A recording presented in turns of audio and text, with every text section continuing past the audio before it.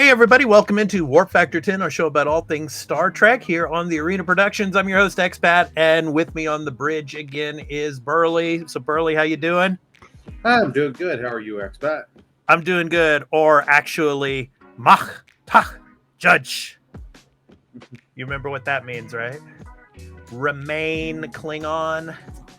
So we're going to talk about that. We're going to talk about a lot about, of course, Under the Cloak of War. So Star Trek Strange New Worlds, Season 2, Episode 8. We're going to be recapping and discussing the episode. But before we get into it, just want to let you all know that this is a spoiler-filled episode, obviously. We're going to be talking spoilers throughout the discussion. So if you have not watched Episode 8 of Strange New Worlds Season 2, please go to Paramount Plus and check it out. And then come back and enjoy this video with Burley and myself. Because, yeah, there's going to be spoilers throughout. So that's your spoiler warning. So with that said, Burley, this was really cool here. So the Kelsey May. I really love the design of this ship. I mean, it's really interesting. I mean, just that big nose. It kind of reminds me of those old those French. I'm trying to remember the passenger jet that they used to have back in like the 70s and 80s. Had the big nose. It was the French plane. I can't remember the actual name of it, but it reminds me of that. But anyway, the Kelsey May was transporting a particular passenger. Of course, Ambassador Ra. So, of course, the Klingon. And obviously, he's got a lot of baggage to him. But he beams aboard the Enterprise because he's being transported to a particular area for negotiations and all. And he's now representing the Federation. So, I what did you think of this first? I mean, before I watched the episode, when I saw like the clips of this, I was thinking, this is completely like the Undiscovered Country, Star Trek 6. You know, it gave me that feel to it. What'd you think? Yeah, I can see where you think you get the feel from Star Trek 6. I forgot he was going to be in this. The actor we have here, and it was very nice to have him in. And I was going to say the whistle. Yeah, the whistle there, was also used in Undiscovered Country when the so-called ambassador came on board with Kirk and Spock in them. But he comes on board, and some don't know what to think. And obviously, in this clip here, Ra's asking if he can have a small tour of the ship. And obviously that raises flags with some of the crew members because some probably think he's not an ambassador but a spy. Yeah. Well, like, because he is a controversial figure. Yes. And like you can see it, even like Pike's like, really? I don't think this is a good idea to give you a tour, because Pike's not stupid. He knows there's some of his crew that are not, let's say, warming to Klingons. Let's just put it that way. Oh yeah.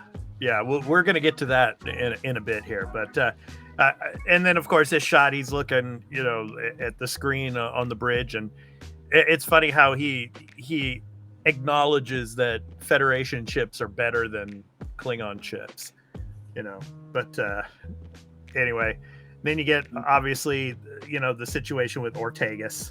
And Ortegas is a war veteran, so obviously she hates Klingons.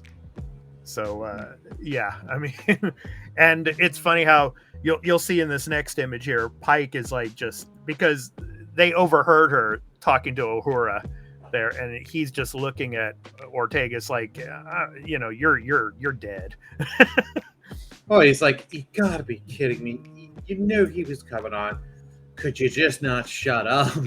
Like, yeah, but what gets me about this is, the Federation wants those crew members that were involved in the war to be a part of this, to make it seem like everything's going to be peaceful now. But I thought that was a mistake throughout this episode. They should have never let these war veterans in in to meet him and to have dinner with him and do things with him. They should have just you stay at your stations and then you go to your quarters until the guy is off the ship. Yeah, or here you go. You guys have this section of the ship is yours. We'll put you all over here. You're all relaxed and all that.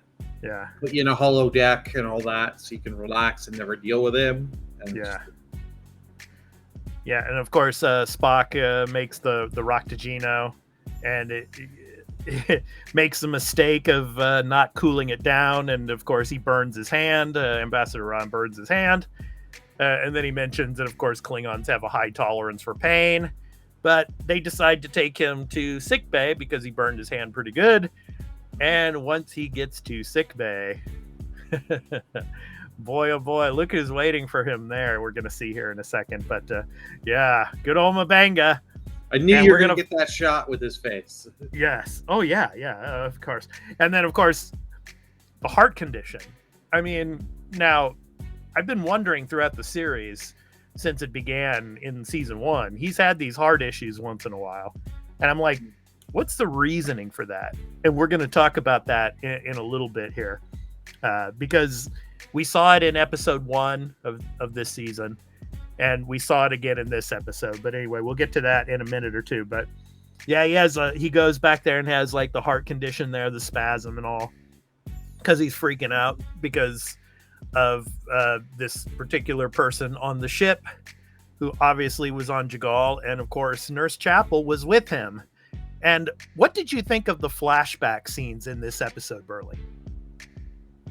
I like the flashback scenes. I think they did them very well, and I think they spread them out very well enough so where you just get a bit of information you need at that time, but they don't give it all out and they space it out well. Yeah, and of course you see here on Jagal, of course, the medical tents and all, and when Nurse Chapel gets there, basically, the commander there, who's played by Clint Howard, he's like, you're in charge now. The person who was in charge before is dead, so you just took their place. Good luck to you. Good luck to you. See ya. Exactly. Yeah. So it was pretty intense. And of course, we get, M'Benga there.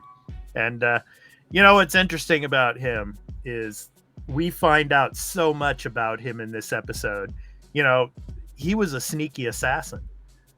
It's like, and we're going to talk about that more. But I mean, man, oh man, just the type of person he was before he got into the medical profession. Or, obviously he studied to be a doctor, but he had some other skills as well. So yeah, but anyway, these were some pretty cool flashbacks, and then we get back to the Enterprise, and it's interesting how this one biobed is not working, and M'Benga mentions it was because of a Gorn attack. So obviously they've been in run-ins with the Gorn now already. So that's going to be interesting because I'm predicting episode 10, because episode 9 is going to be the kind of the Broadway musical type of episode, but the final episode of the season, that's going to be the big Gorn episode, as the climax. And so they must be having skirmishes with them already. And due to that is because this biobed's not working, So. Yeah, that was the thing. I was like, oh, you're telling us there was a Gornish attack? Why didn't we see this? Come on, I want to see this. Right. And here's the images, of course, Pike asking M'Benga to come to the dinner, and M'Benga, obviously, because it's Captain Pike, agrees, and they say they've got this and all, but honestly, they don't have this. Yeah, this was a bad move by Pike, because Pike, I believe, knows he had some history. He should have said, yeah, as much as he wants him to go, he shouldn't have asked him or said, you know what, doctor, he may want you to come. I veto no, because I know no good it could come to this. Right. And then we get more images here of of Jagal again and the horrors of war. It's like this ground offensive that's going on here. And of course, what was really interesting about it is that the scene, and we're going to get to the image in a minute, of Nurse Chapel having to put one of the severely injured, into the suspended animation, basically in the transporter unit, kind of like how Scotty back in the Next Generation, he was in the transporter for like 70 plus years. His pattern buffer was just laying in there. So what they did with that seriously injured person, that his guts was all over his, body, they basically put him in the pattern buffer. And then later on, as we'll see, there's a decision that had to be made on that. But anyway, we get back to, of course, Ortegas and M'Benga. They're going to the dinner, and obviously they're not liking it. And but the food looked really good. Obviously, Pike, the chef that he is, and they seem to be having a good time with Ambassador Ra there, Pike and Number One and Uhura. But all the others, it just is tense would be An understatement. An understatement, exactly. Yeah. Your thoughts? Yeah, like it seemed most of them were cozy, but those three you could tell were not. And then like when Spock he comes into the room, he goes up to Nurse Chapel. He's like, "I can tell you're upset," and all that. Yeah. And he tries to do some comforting for her and talk to him. Yeah. It was just, and that was just a very interesting line of reliving some of the stuff, him talking about the war and all that. Let's get to the scene with the Andorian, because this is where it's interesting. So Protocol 12. So Protocol 12 is basically the reason why M'Benga is having these heart issues. And basically M'Benga, as you remember from episode 1, where they're fighting off all those Klingons, we called it the Berserker serum, the Berserker serum that they were using, that was Protocol 12.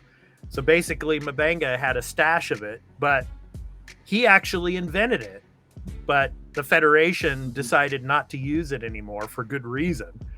But then this Andorian field commander here, he's like asking him, "Hey, give us some of this stuff. If you're not going to go out there, because we know, you have like the highest number of hand-to-hand combat kills. Like M'Benga is basically a badass, and he's been using this Protocol 12 serum, to kill these Klingons. And he's just basically, no, I'm not going to make any anymore because it's morally wrong and I'm against it." But I disagree with that. I mean, it's like, if you want a tactical advantage, like the Andorian was saying, we need a tactical advantage. You brew some more of that stuff up so that you have a tactical advantage, and you go out there and you wipe out those Klingons and you win the war. And then you can stop using it, right? But the problem is M'Benga, he's already feeling the side effects of it. And you could see on the Enterprise there when he was having the heart issues, it's because of having to inject all of that Berserker serum into his body for so much. And he actually mentions that to the Andorian here. It's like, it's bad for your health. Your thoughts? Yeah, I like that. And the Andorian is doing his dangest to just be like, come on, don't you want to save lives, win the war, have everyone go home? Do everything he can to turn M'Benga into going to using the Berserker stuff and just go, get him to win the war for them, end it. Yeah. So anyway, get back to the dinner. And this is when, this is basically around the time Ortegas freaks out, and basically is saying, so you did give the order and then you slaughtered your own men, to flee and all.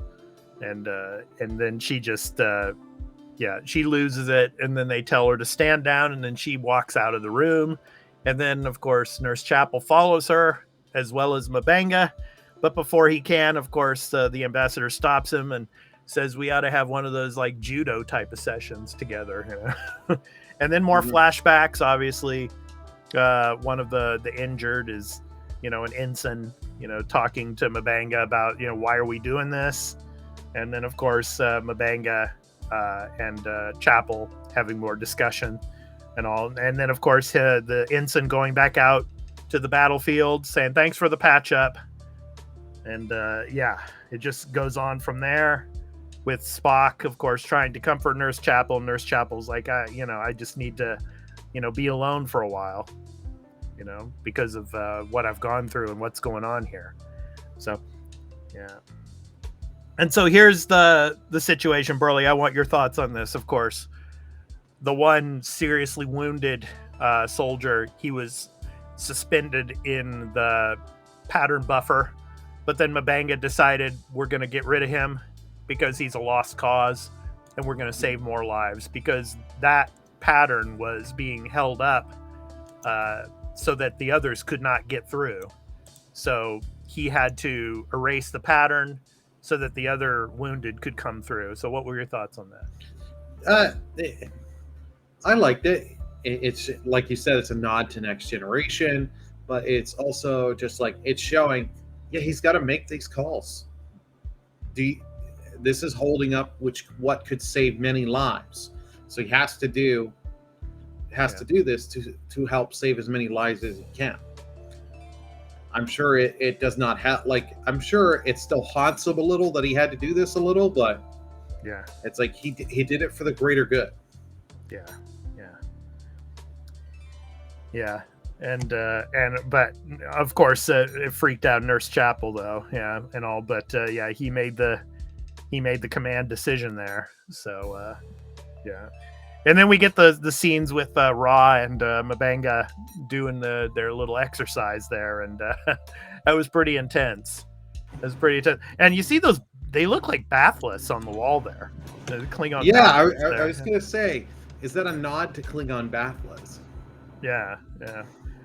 I thought they were gonna like pick him up off of the you know the wall there and start using him, and so then like Mabanga's, you know, talking to him about, you know, the fleeing, and of course the who fought the hardest, you know, and so I mean this guy Ra, I mean he's basically lying through his teeth, you know. I mean, if Worf was there, he would say, you know, you are dishonorable, you know. Yeah. You know, you have dishonored yourself, you know. And then, of course, we get another flashback, and obviously the ground offensive there didn't go very well, and that ensign wound up dead, as well as the Andorian. And so they decide, Una comes up with a good idea of going another route to be able to get there sooner, to where they have to drop the ambassador off. And then they flash back again. So many flashbacks here, and this is the Berserker, you know, the Protocol 12. And basically Mabanga's like, I'm going out, I'm gonna finish this, and here's a vial for you if the Klingons get through the line, you know, use this to escape. So yeah. So he's gonna go off and do his you know, Assassin's Creed thing, basically. He's an assassin. The Klingons are Templars. I know someone's gonna mention that in the comments. Yeah. So we get to the final scene here with Mabanga and Ra, and I mean, he's just like, he's trying to tell him, Mabanga's trying to tell him, stay away from me, just leave me alone. But this ambassador, he's so bent on making Mabanga a partner of his to go around the Federation and you know, say that, hey, you know, the Klingons and the Federation, you know, members, we can get along with each other. You know, we were both on Jagal, we were fighting against each other, now we're together. And Mabanga's not having any of it, because obviously, you know, Mabanga was the butcher of Jagal, you know, which, you know, the Ambassador Ra had been, you know, named that for so long because he basically lied about killing his lieutenants, when it was basically Mabanga with the Berserker Protocol 12 serum in him that took him out. So. Yeah, this was interesting because it's just like you can see it. Mabanga's just like trying in a perfect image with his hands, like, just leave me alone, like. And then the truth comes out, and then you get the dialogue between them. You were the butcher. They all put me, and then Mabanga just go back. I never wanted to be this. All this and that. Yeah. So good. Yeah. And then you see the scene here of Mabanga killing his, his officers there. It's just like, why didn't the Federation have this stuff? I mean, it would have been over much sooner. But anyway, it's getting to the point now where Mabanga just comes out and just flat out tells him, I was the butcher, and still the ambassador is trying to persuade him. And there you see the dagger that Mabanga had used to kill his lieutenants. And then it's this scene here is really cool because you don't get to see all of what happens. You can hear some of their speech as they're starting to fight with each other. But it's cool how this episode, they make it blurred out. So you really can't see, was it the ambassador that instigated it, or was it Mabanga that instigated it? Obviously Nurse Chapel, she comes in and she says she saw the whole thing, but did she really see the whole thing? Did she just see the very ending of it? Yeah, I think she saw the ending. They play it that she just saw the ending, and that's what I kind of think. I like the whole blurred thing, but like they're doing it that way to make it ambiguous. But really, like for them, when Pike and them are investigating and hearing her testimony and all that, they could have easily pulled up, because you can't tell me that room doesn't have cameras and just pull up like to see the whole thing. Yeah. That's a good point. I mean, I'm sure they probably had that, and I'm sure La'an probably went through the video footage at some point. And then, of course, here in this image, the DNA analysis, obviously it has the DNA from Ambassador Ra's lieutenants that Mabanga took out, and obviously the DNA from the ambassador when Mabanga stabbed him with the same dagger. So, yeah, I mean, but it seems like Mabanga's going to be exonerated for all of this. And of course, at the end here, we have the conversation with Pike and Mabanga. And I mean, I kind of agree. Pike is like, the Federation, they believe that everyone should have a second chance. But I agreed with Mabanga on this. It's like the Federation knew about this guy's history before they made him an ambassador. Why did they do that? I just, couldn't they have found someone else? I think they did it just to do a kind of, because this is still at the time the Federation and the Klingons don't get along. Yeah. So I think this was them taking a shot at the Klingons. And just being like, see, we got one of you to come be with us. Now why don't the rest of you? Like that's what I'm kind of thinking. Yeah. And as you say, I've kind of speculated, when are we going to get Bones? I think this is starting to set up here. What could we possibly get with Mabanga? Is it going to be a heart attack, he dies, or he's on medical leave for the rest of the show?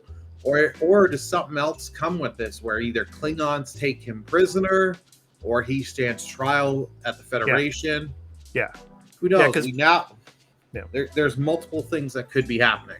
Yeah, because Pike said there will probably be some kind of inquiry about this, and that inquiry could explode and become into a full-on investigation, and they might do the same thing that they did with Una. They might arrest him, and who knows? Well, you would kind of hope there would be an investigation. I'm sorry, because this is their one and only Klingon ambassador. And this doctor has a war record and all that. It's a little like, okay, you look at this just on paper, it's like, okay, we really need to investigate and be on the ground, see the security tapes, interview Yeah. people. Yeah, and I mean, I have to, I have to believe what Mabanga said, and I really like the ending of what he said to Pike. He said, "I didn't start the fight, but I'm glad that he's dead." So because I mean, I hate to admit it, but I kind of agree with Mabanga. There's some people in this world and some things that they've done that there should be no forgiveness for. I agree. There's some people you can't forgive. No matter, they may do one nice thing, it doesn't outweigh all the evil atrocities they did. Exactly. So anyway, at the very end here, of course, Mabanga's been fixing the biobed 2, I think it is, and he gets it working, but he said eventually it's going to malfunction and stop working again. And as he turns away, it malfunctions again. So yeah, really interesting episode. It was a lot more dark and a lot more serious than the previous episode, obviously, or any episode this season, to be fair. Yeah, and what's interesting is how this season is just going. It's turning and turning. It's turning one way and then it's turning another. Like you had the comedic episode with the crossover, and then you had this really serious episode, and then next week another kind of witty musical type of episode, and then the final episode is going to go back to terror, like we got last season with that Gorn episode when Himmer died. So I mean, amazing season so far, and it was a great episode, and got to see a little bit more of the Klingons, and of course got to see some of the backstory of the Klingon War. So and of course Clint Howard. It was cool to see Clint Howard in this. So it's great. Yeah. All right, so that's going to do it for our recap and discussion of Star Trek Strange New World Season 2, Episode 8. So if you like this episode, please be sure to hit that like and subscribe and notification bell for when we drop a new episode of Warp Factor 10, as well as all of our other content here on the Arena Productions. And please let us know in the comments what you thought of this episode, of course, Clint Howard being in it, of course, and the seriousness of this episode, along with the Klingons coming back. Let us know in the comments what you thought of the episode.